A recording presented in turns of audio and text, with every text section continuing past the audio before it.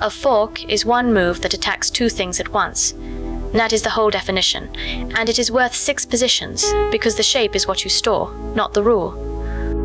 Then at the end I am going to show you 2 positions where the fork is right there on the board, and playing it is the losing move. That part matters more than the first 6. White to move, and I want to start with the cheapest piece on the board doing it. Look at where a pawn on d5 would be hitting.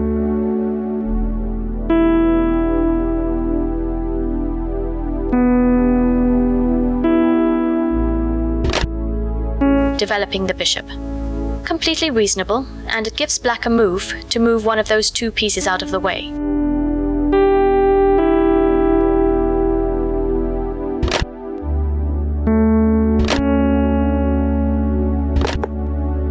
The pawn goes to d5. It attacks the knight on c6 and the queen on e6 at once. The queen moves, and the pawn takes the knight.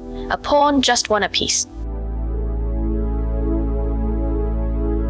That is a fork. 1 move, 2 targets, and the opponent only gets to say one of them. It does not matter which piece does it. White to move. Now the knight, and this is the version everybody can see once it is pointed out. Where can that knight land?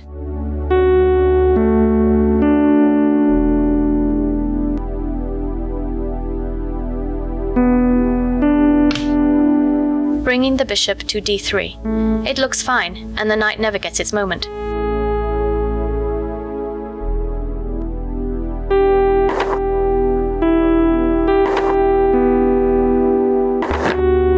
Knight to f6. It hits the king and the rook on e4 in the same move.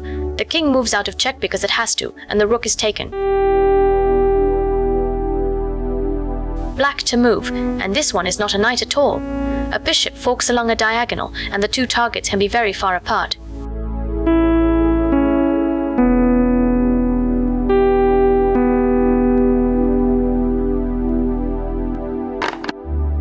Pushing the h-pawn. Nothing wrong with it, and nothing gained by it.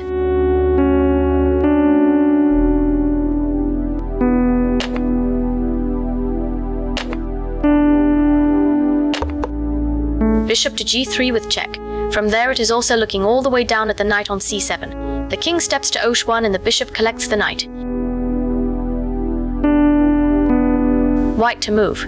Back to the knight, and this is the shape I want you to store. Look at the king on b8 and the rook on c7.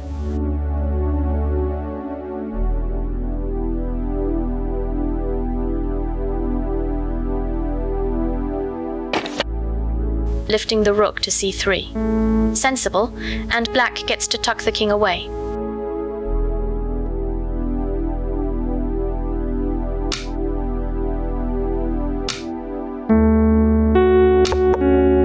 Knight to a6. It is check, and the same knight is attacking the rook on c7. The king walks to b7 and the knight takes the rook.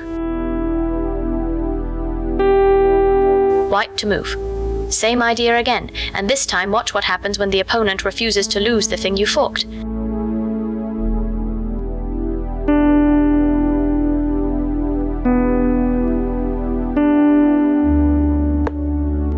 Tidying up with the rook. It is a fine move, and the knight stays where it is.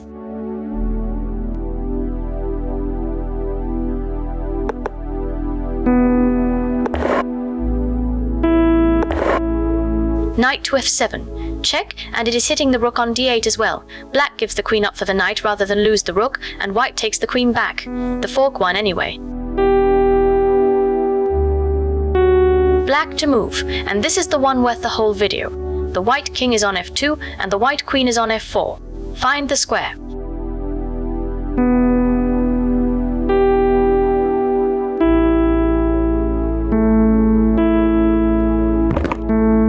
Taking the pawn on e6 with the rook. It is a capture, it looks active, and it misses everything.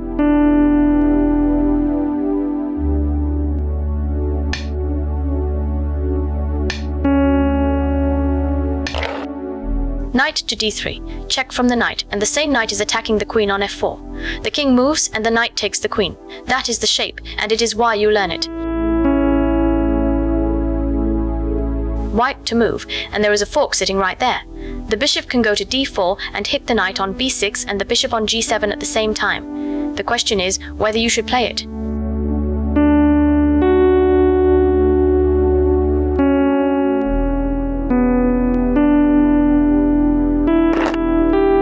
bishop to d4, forking both of them. And the bishop on g7 is looking straight down the diagonal at d4, so it just takes it, because nothing at all is defending that square.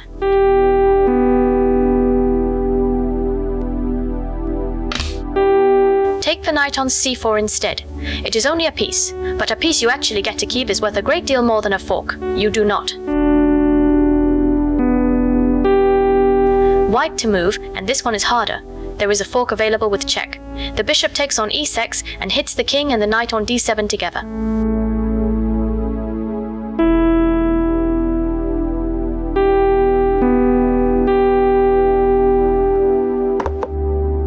Bishop takes on e6, check, forking the knight. The king steps across to f8, and a position white was completely winning is now dead level.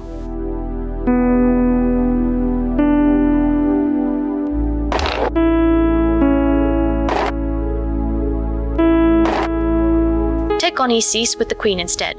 Same square, different piece, and it is mate in 2. The king has to go to f8, the queen comes to fe, and that is the game.